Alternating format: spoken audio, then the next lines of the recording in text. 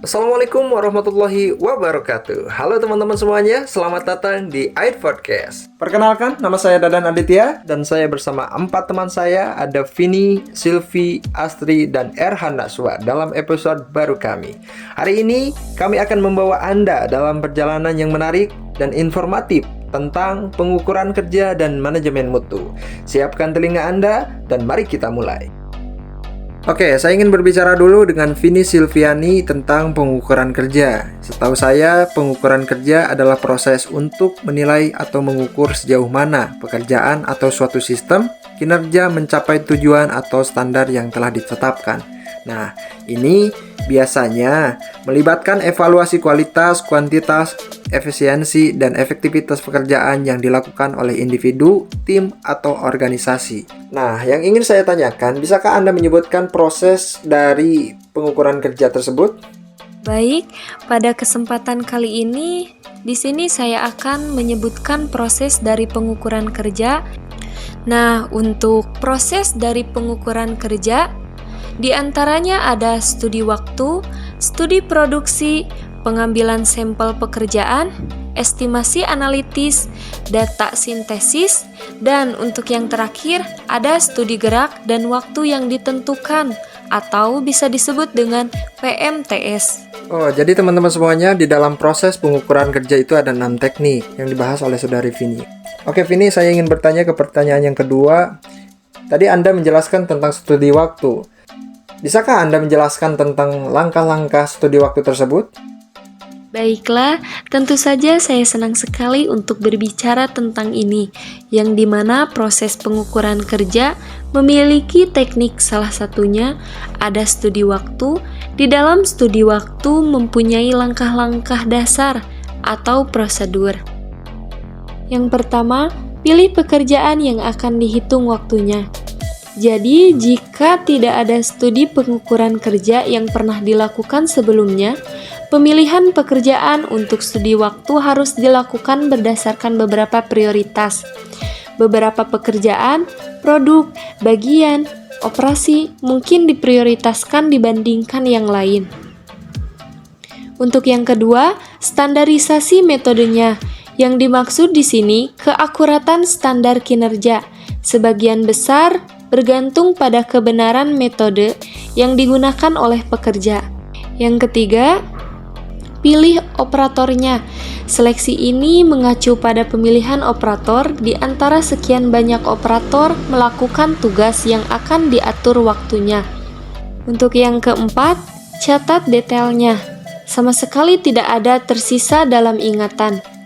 Fakta-fakta yang diperlukan harus dicatat sebelum memulai penelitian. Yang pertama ada detail, identifikasi, yang kedua variasi pekerjaan, yang ketiga kondisi kerja untuk menunjukkan postur tubuh. Untuk yang kelima, bagi tugas menjadi beberapa elemen. Tugas dalam pengukuran kerja tidak pernah diberi batas waktu secara keseluruhan, namun bagian demi bagian.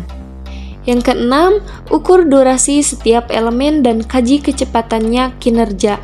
Studi waktu adalah studi dengan bantuan stopwatch. Setiap elemen pekerjaan dihitung waktunya dengan bantuan stopwatch.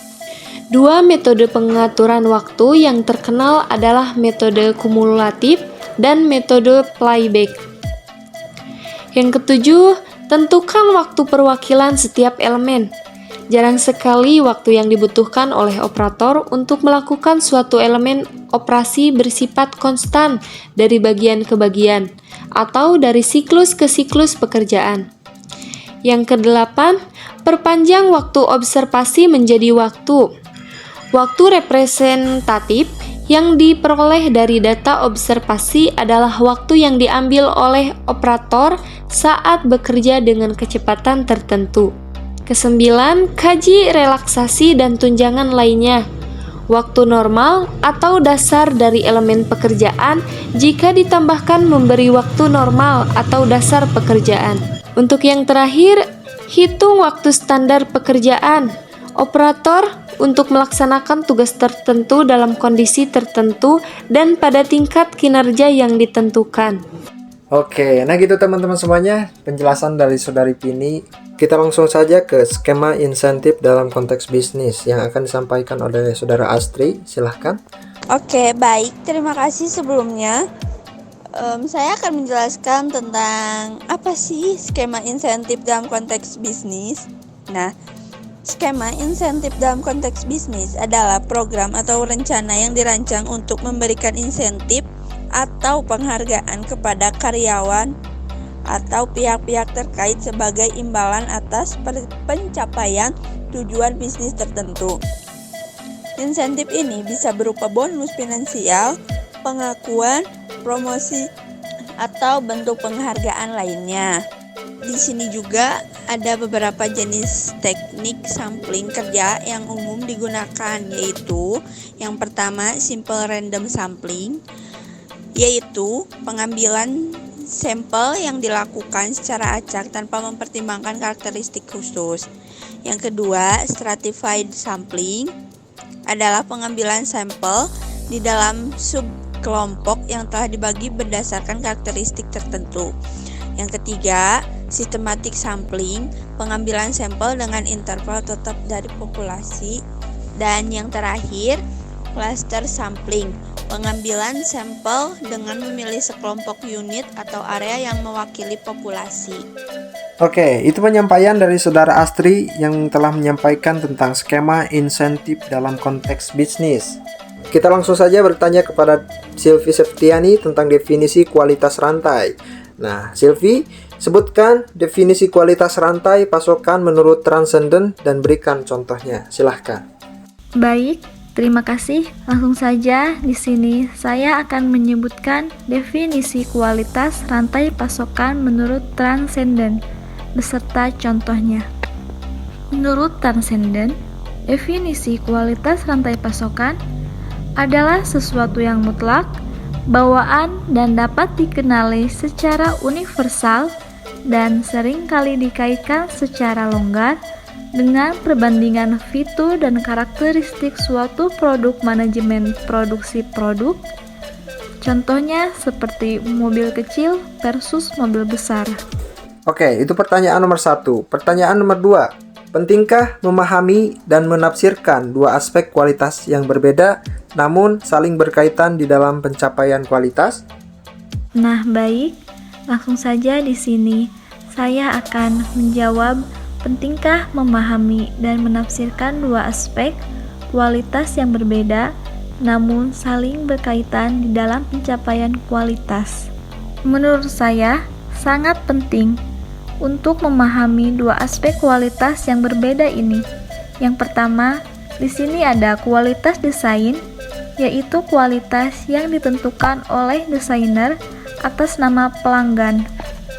Yang kedua, kualitas kesesuaian, mengukur sejauh mana produk yang diproduksi sesuai desain yang ditetapkan. Kontrol kualitas terhadap barang yang dibeli, memerlukan pendekatan yang berbeda dibandingkan dengan barang yang diproduksi sendiri. Inspeksi 100% seringkali tidak praktis dan tidak ekonomis.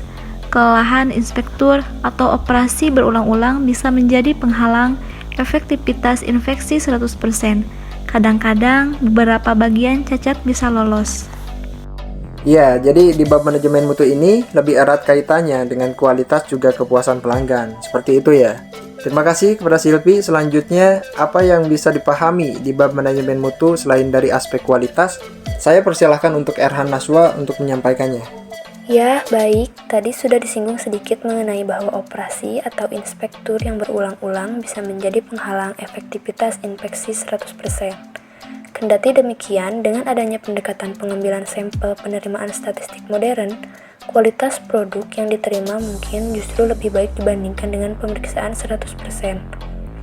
Dan yang selanjutnya yakni pengambilan sampel penerimaan adalah proses yang menilai kualitas seluruh produk melalui pemeriksaan sejumlah kecil unit dari lot tersebut. Jika keputusan menerima atau menolak lot berdasarkan sampel tunggal, itu disebut sebagai pengambilan sampel tunggal. Namun, jika diperlukan pemeriksaan sampel kedua atau lebih sebelum keputusan akhir dibuat, proses tersebut dikenal sebagai pengambilan sampel ganda atau multi-sampel. Sedangkan untuk pengertian mengenai Total Quality Management atau TQM adalah filosofi manajemen yang fokus pada pemenuhan kebutuhan pelanggan. Terima kasih kepada Erhan Naswa. Kita langsung saja ke materi yang terakhir tentang bagaimana perusahaan mengintegrasi konsep manajemen kualitas total atau dalam kurung TQM dalam operasinya. Jadi teman-teman, di dalam manajemen kualitas total ada beberapa konsep utama yang terkait dengan manajemen kualitas total. Yang pertama ada fokus pada pelanggan. Artinya, fokus pada pelanggan adalah elemen penting dari TQM. Inti dari semua TQM adalah fokus pada pelanggan baik internal maupun eksternal. Yang kedua, peningkatan kualitas yang berkesinambungan. TQM ini bukanlah aktivitas yang dilakukan satu kali saja, melainkan cara mengelola bisnis yang berkelanjutan. Hal mendasar dari semua sistem TQM adalah peningkatan kualitas produk dan layanan yang disediakan oleh organisasi secara terus-menerus. Yang ketiga, ada keterlibatan karyawan. TQM ini berupaya memanfaatkan kemampuan dan pengalaman seluruh karyawan. Oleh karena itu, TQM memerlukan keterlibatan seluruh karyawan. Ini adalah kegiatan jangka panjang dan memerlukan pendekatan struktur. Yang keempat, tentu saja ada kepemimpinan. Memberikan kepemimpinan untuk TQM adalah tanggung jawab manajemen puncak dan merupakan salah satu persyaratan penting untuk keberhasilan TQM. Tujuan kepemimpinan adalah membantu orang melakukan pekerjaan dengan lebih baik. Yang kelima, ada peningkatan operasional yang sistematis. TQM ini melalui tim peningkatan kualitas atau meningkatkan proses secara terus-menerus. Tim peningkatan kualitas adalah komite karyawan yang diambil dari berbagai departemen. Yang terakhir, ada pelatihan dan pendidikan. Tentu saja, pelatihan dan pendidikan sangat penting untuk keberhasilan TQM. Pelatihan harus diberikan kepada karyawan di semua tingkatan. Pelatihan harus mencakup semua aspek mulai dari masukan konseptual hingga alat atau teknik untuk keterampilan antar pribadi. Pokoknya itulah episode kita hari ini. Kami berharap Anda menikmati pembahasan ini dan mendapatkan wawasan berharga.